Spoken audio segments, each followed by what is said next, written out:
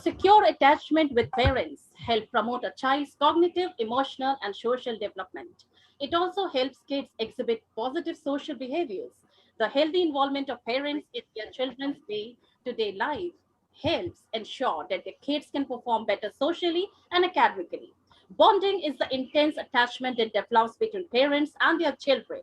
It makes parents want to shower their baby with love and affection and to protect and care for their little ones. And parents responsive to an infant signals can affect the child's social and cognitive development. Good morning, good afternoon, and good evening to all our viewers globally.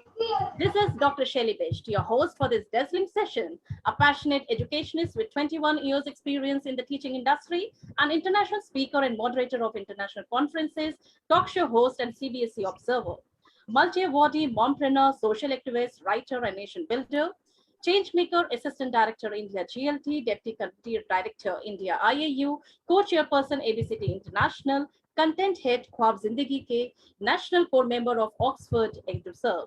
But I feel elated to share that I am an advisory member of Educo's Unite of Scholars and Rectors, and also the regional coordinator of Kids Captivation. Ladies and gentlemen, welcome to Infinite Rec Global Power Talks, shared by Dr. Ratish Gupta. REC is a versatile social media platform designed and developed under the aegis of Educo's Unite of Scholars, backed by the global community of educators, mental health professionals, motivational leaders, and life skill trainers. Carrying a vision to connect the global educational community for exchange of ideas, diversifying situation-based learning, and having solution-based learning is what we keep striving for. Our vision and mission is to serve the educational fraternity, ranging from scholars to students, with all possible solutions and opportunities to further enhance their skill sets. So, dear audience, let me surprise you by the international guest speaker, which we have brought on board from Philippines, and she is none other than our Miss Sheila May Malizado, who is an educational ambassador, Kids Captivation Play School chain, and also a global ambassador, Educo's Unite of Scholars, senior high school teacher at Department of Education, educator, accounting, business and management resources speaker, Microsoft Education ambassador. Also, the profile goes as 2020-21 Microsoft Education Innovative Expert, 2020-21 Microsoft Education Master Trainer, 2018 till date Microsoft Education Ambassador, 2020-21 member of Rotary Club at Marikina East, 2020-21 Interact Club Advisor, 2018-2020 member of Marikina Organization of Learning Leaders, 2018-2020 member of Rotary Greater Marikina Valley, 2018-2020 member of Philippine Council of Deans and Educators in Business. I mean, when the profile is so amazing, I don't know how, when the guest comes on the platform, how amazing she will be giving the insights on this brilliant platform. So before I welcome our special guest from Philippines, I request the technical team to kindly play the video so that we can have a good insight about our guest. The video, please.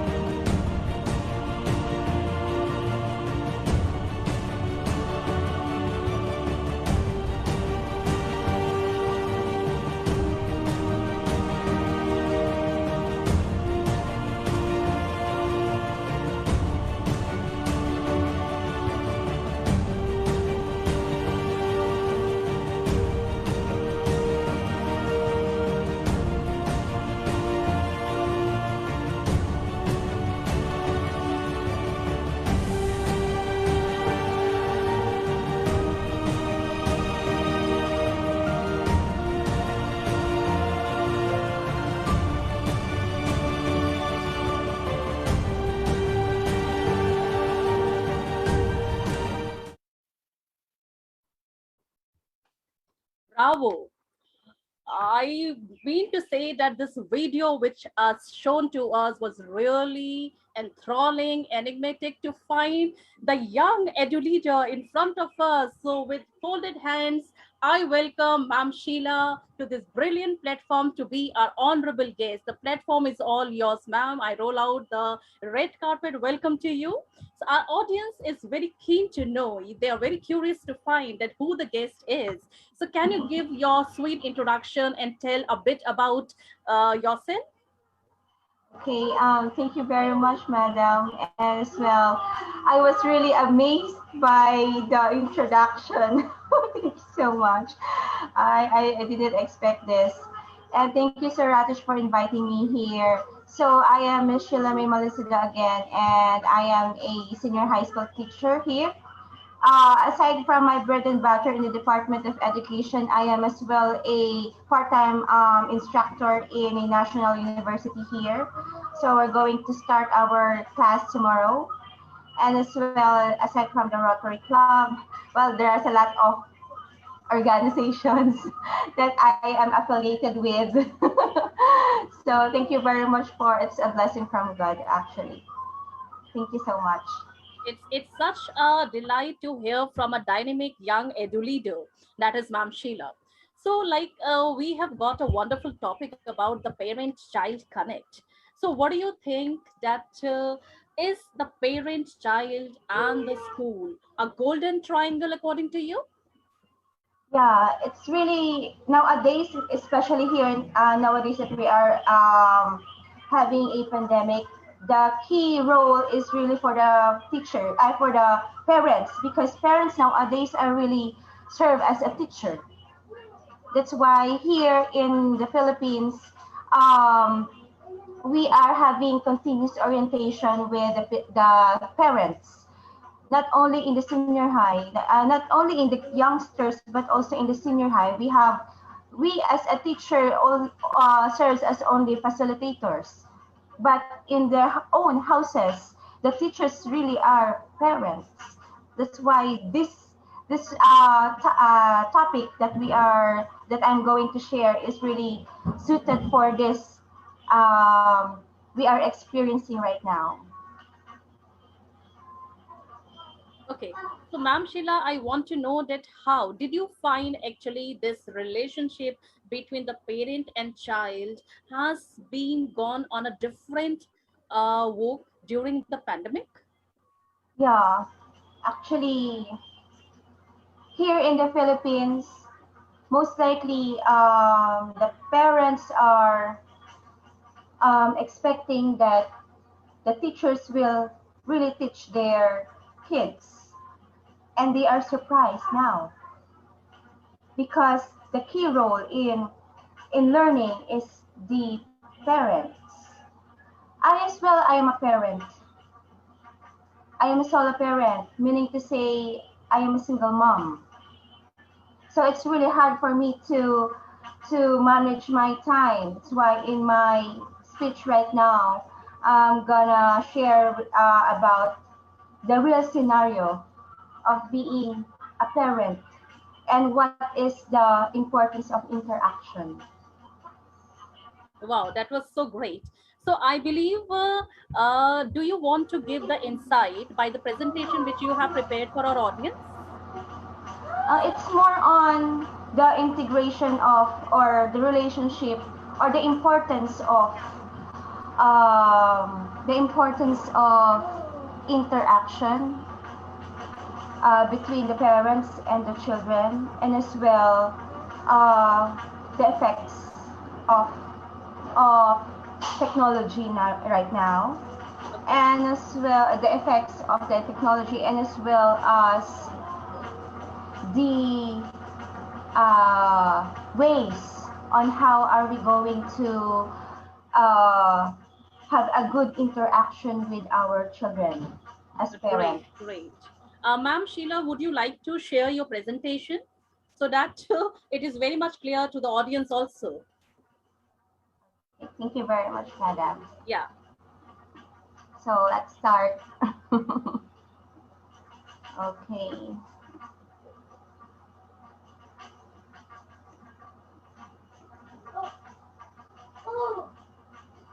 So is it visible? Yes, it is visible to us, but you can make it full screen.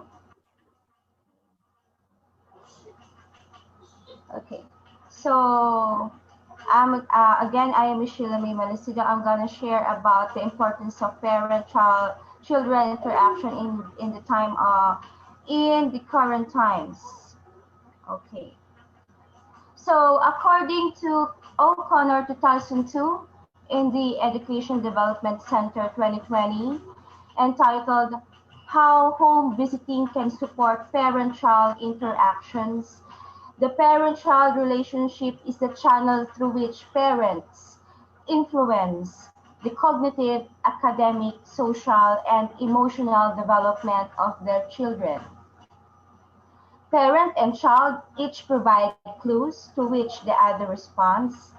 This dyadic interaction, which combines behaviors, emotions, and expectations, is an essential part of the formative years of children and is primarily responsible for setting the stage for almost all aspects of a child's development up to age adult. So the first are crucial for the way a child develops and learns. The foundations for a healthy adult life are laid in the early years. Early brain development is essential for forming the connections necessary for future development. Positive parent-child interaction has an impact on the child's brain development. Young children's brains are building synaptic connections at a rapid rate. We know that by the age of 3, 80% of synaptic connections are established. By the time we hit our 20s, brain growth stabilizes and size begins.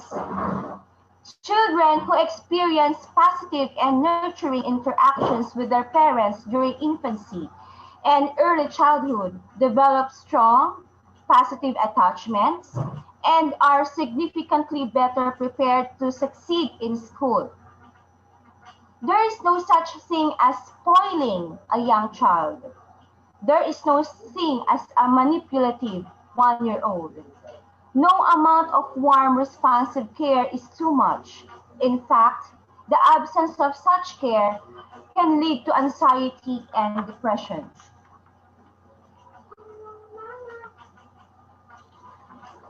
So what is the difference between the parent-child quantity time and parent-child quality time?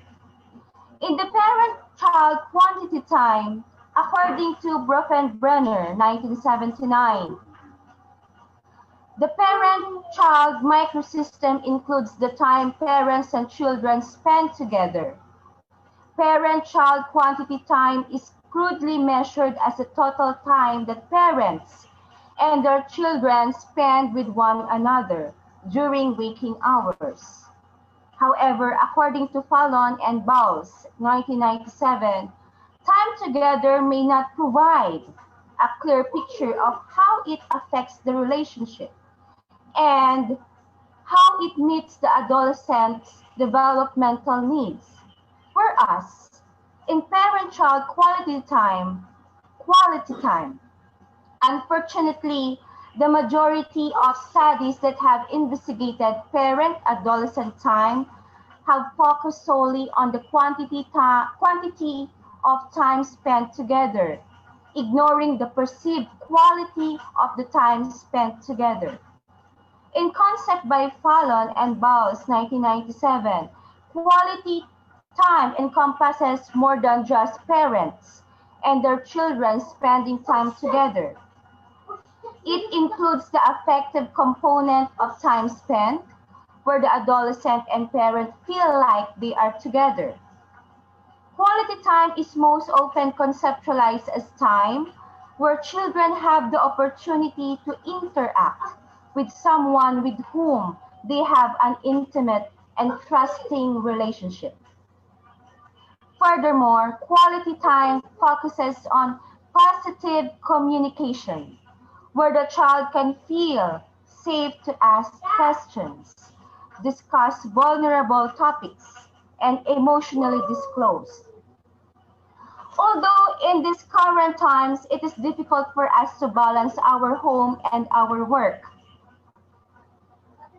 In the normal scenario, we are working for about 6 to 8 hours a day, and the rest are our family or parent duties.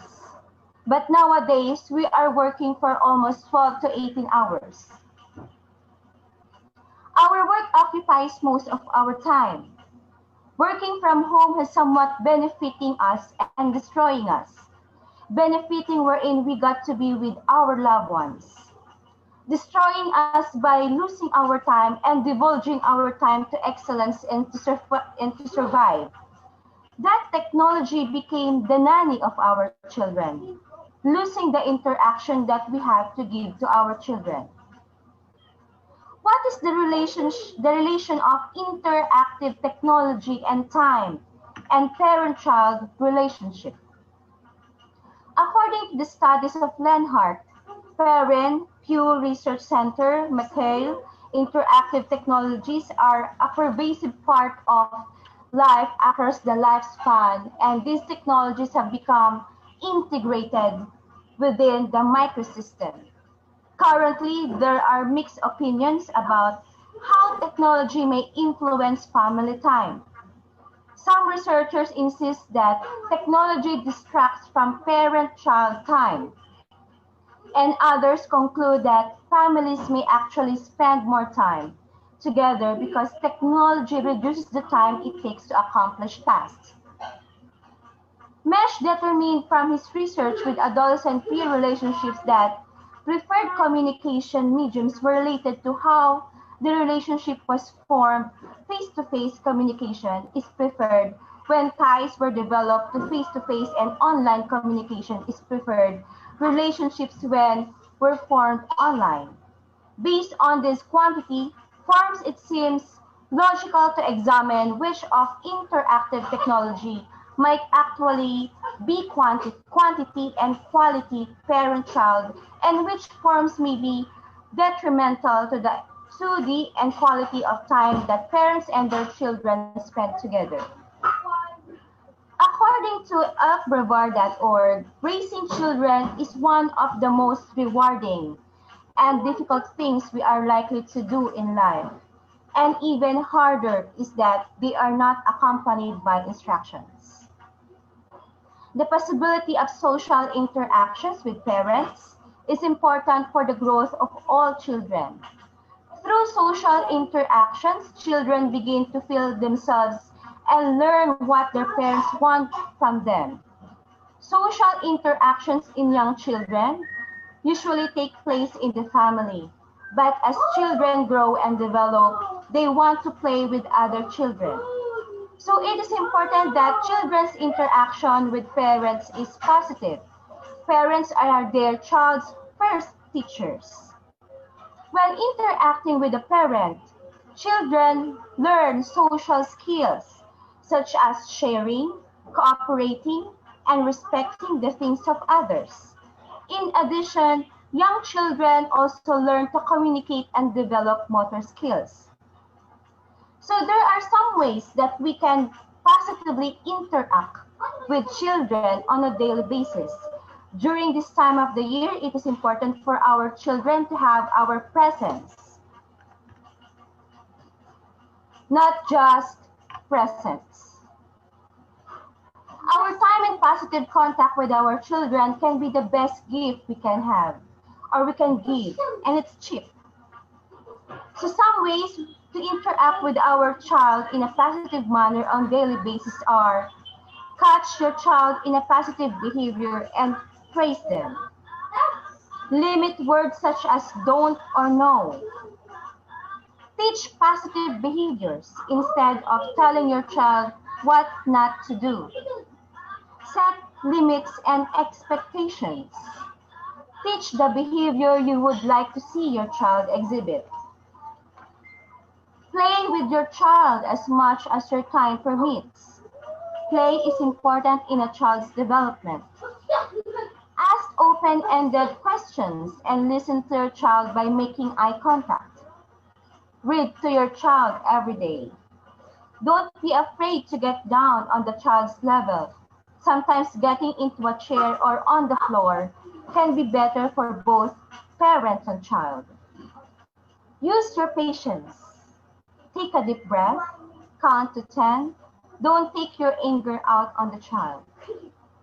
So, parent-child interactions lay the foundation for children's development and learning. Nurturing and stable relationships between babies and parents boost brain development in the early years, help children develop a positive sense of self, and build their social skills. Healthy social and emotional development supports self-regulation, strong cognitive development, resilience, and school readiness. So as parents, we have a vital role in our rearing or in the success and our children's future. That's it. Thank you very much. Wow, Ma'am Sheila. That was quite an epic and enthralling presentation which you have given, and I believe the content and the colorful slides and picture made it very, very easy for the viewers also to understand. And I think you have explained it also in a perfect manner. So this was very keen, and the bonding which you have shown regarding the parent and the child, I think that is the most needed hour. Can you please close the presentation so that we can go to the interactive mode of the question and answers? Okay, now close Yeah. this.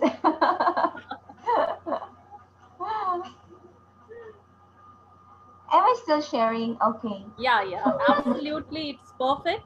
And it's a delight to have an interactive session with you based on your presentation.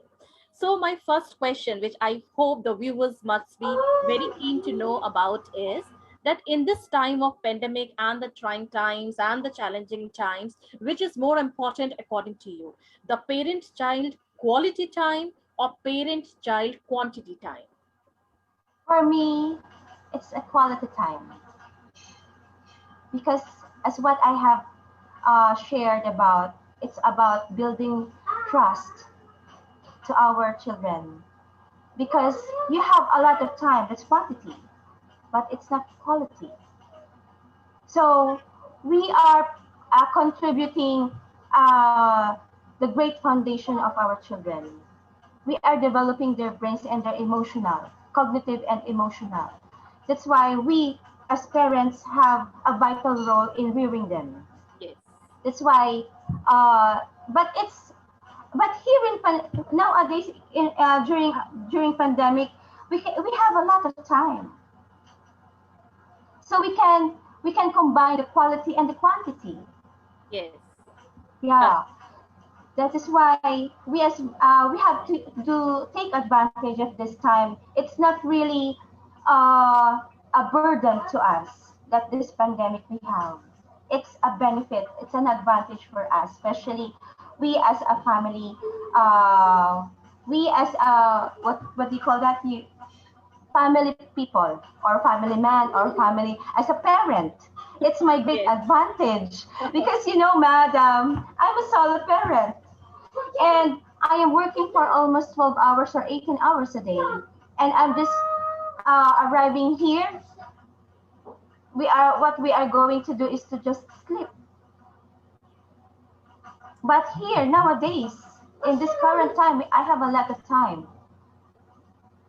So it's a great Very, advantage. very well said, Ma'am Sheila. And my next question to you is, can you give the characteristics of the broader theme of today's topic, that is education of the giftedness? Again, the characteristics of Education of the giftedness. educational giftedness. Yeah. Because my audience are curious to know the insight, the characteristics, the features, what all things can come under this topic. Okay, about educational giftedness, actually, we can use the technology. Yeah. Yes. Actually, I have a child, I have a kid here that my parents regard him as a special or gifted because if we say gifted, they have different behavior. So it's difficult for me to teach him because his attention is not in me. But the technology can interact with him wherein I am astonished by how the development of his cognitive. But bear in mind that even technology has an advantage to our children. Still, we have responsibility because it has a great bad effect to our children. So somehow, in terms of interaction and about giftedness, yes, as parent and in terms of the technology, we can develop the talents and skills of our children, and that's our gift, and that's the gift. Very well Actually, spoken, Ma'am Sheila. But here, very close to this question is my another question. Because, see, if we talk about the privileged children, if we talk about the privileged parents, I believe the education sector has actually boomed up with the help of the technology. IT yes, sector has really helped the education to survive during these trying times. yes, And the parents who could easily had an access of the gadgets, Wi-Fi yes, connections and internet to the children, I think in those families there were no problem. But what about the children who reside in the remote areas, remote yeah. where the electricity might be a problem, the Wi-Fi can be a problem, gadget could be the problem? Then how do you think the parents and the children could survive, and how did they cope up with the education? Actually, in my country, the primary school are not undergoing online class. They do not have online class, but modular. Okay, okay. And the key role as teachers are the parents. So that's the answer of the Department of Education as an answer of the continuity of the learning of the students. Okay, so of course we often see that children might have got the COVID learnings. Okay, but apart from all the positive features of this, do you think it has certain disadvantages also for our children? Yeah, Yeah, yes, it really has. And as a parent, my gosh, it's very difficult yeah, because they can. One of my eldest say, "I don't have a yes, teacher," because she correct. can see the teacher. They do not have an online class. So I always say, "You have to answer this module." No, I don't have a teacher. I don't have a school. So what happens to the child? So it's really a great um, role for us as parents to teach our children. And it's very difficult because, madam, I am a senior high. I am catering, I am teaching um, 18 years old and above. So I can teach 6 to 5, 6, 7 years old Yes, correct. because it's different approach. Yeah, exactly. It's very different approach when you teach a small child and when you teach an adult child. Yes, different Yes, approaches are there. But do you different. think do you think the teachers and the educators over there, they met with certain challenges? I mean, did you actually train all your teachers, all the educators, to make them equipped with the technology so that they can deal with the child for the perfect result? Yes, because as a Microsoft ambassador and as a national trainer in the Yeah. Department of Education, we are continuously training educators across the country about how to use the technology in terms of the teaching and learning. So we actually it's our passion. Okay. That's good. That's good. Okay, ma'am Sheila, we have talked about the technology. We have talked about all its advantages and disadvantages, about the corona learnings, about the education, whether it is giftedness or not. But here I want to bring an emotional factor also. Now, in these trying times, you must be aware that many parents must have lost the job. There was financial crisis. Okay. How about you share the emotional intelligence over here regarding the parent and the child and the education? Honestly, here in my country, the Department of Education always telling us to be lenient Okay. with the students. Do not pressure them in terms of the activities. Do not pressure them in terms of attendance. So most likely as a teacher, I do not give a lot of workloads to Okay. the students. I always give collaborative work, Yes. Good. wherein they will work as group.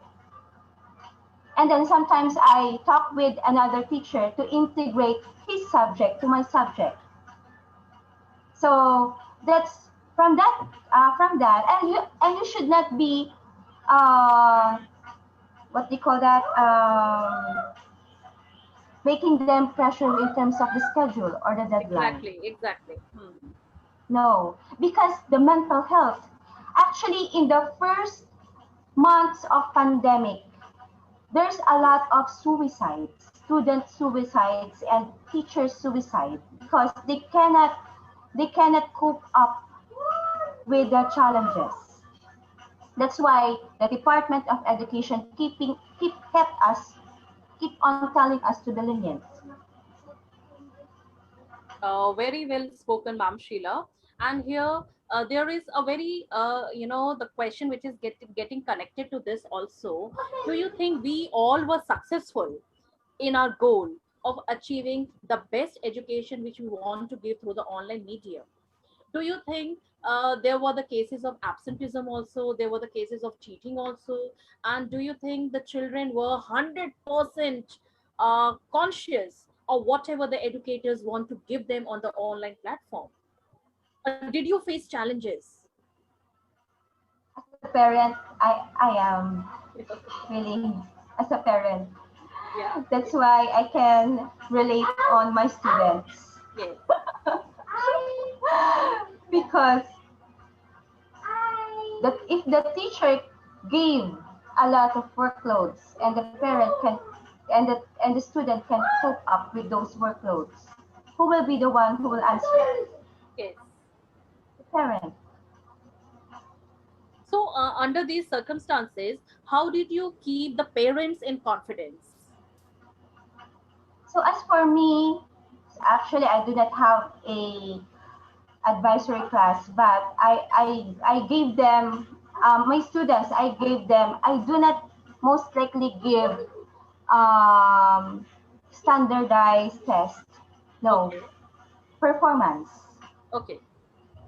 So from that, I could ask for permission from the parents to support their students or Okay. their children. But just keeping in mind that it should be suited on the situation wherein students can't go or go outside to do the work. Okay. So from there, uh, you will give a responsibility or obligation to the parents and to the students to do the learning. So well, but there are lots of teachers actually, honest, that are really stubborn. That's great. That's great. Yes, and actually, my for me as a parent, I have a 6-year-old and an 8-year-old, but Okay. I do not push them. Hey, you have to study this. You Yes. have to answer this. Uh-huh. No, if the teacher will give just a passing score, oh, Yeah. very good. Good. Good. At least you passed. That's good. Because 75, 78 is just nearly feeling. Yes. But I have a responsibility to my kids. But as a solo parent, I have a responsibility to for me to provide. So let's just be grateful that there is a continuity of learning. That learning doesn't stop when we while we are experiencing this, and we should not pressure our students or our children to have achievements, Great, because great. most because it's I always say to my students, this that is just grades, and the grade doesn't define you. So Very well spoken here. But if I put you as an educator and also as a parent yourself, then can you tell me how did you cope with this work-life balance? um, to be honest, it's really difficult. Yeah, I can understand. Actually, while researching on this topic, I learned because in the days ago or months ago, I'm really busy. I am a student because I am finishing my PhD. Yes. So I am having my dissertation, Mhm. and most of the time I only have 2 hour on one or 1 hour nap, power nap. Okay. And then Okay. after waking up, I have this work, Okay. and then after that I have this another work, Oh, that's and great. then I am just being grateful that I am with my parents. Mhm. But it's really difficult. But now since I finished with my PhD, so I could have a great or a quality and quantity time for my kids. So adjusting my time again, being suited to their needs, because I have to develop their emotional and cognitive. So going down the level we're in, it's not that I am a parent. No, Yeah. you have to play with your kids Yes. before before sleeping time. You could tickle them. Yeah. You could play with them. Yes. You could watch movies Yeah. together.